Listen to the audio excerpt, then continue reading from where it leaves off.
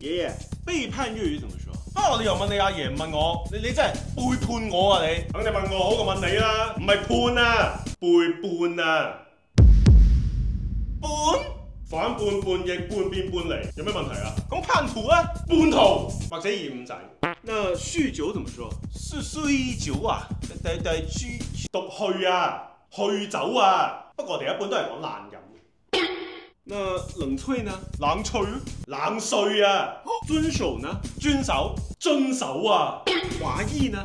華裔，華裔啊。那這個租賃呢？咪租賃咯，租賃啊。那煙囪呢？煙通，你通咩啫？毒葱，煙囪。哇！你開除我廣東籍啦，不如？哈哈，爸爸汗流浹背啦！哎，對了，汗流浹背怎麼說？我哋好少講呢個詞嘅，我哋都話身水身汗，成額汗，大汗搭細汗。但我就想知道嘛，咁咪汗流浹背咯？錯啊！呢一個詞係到汗流浹背啊。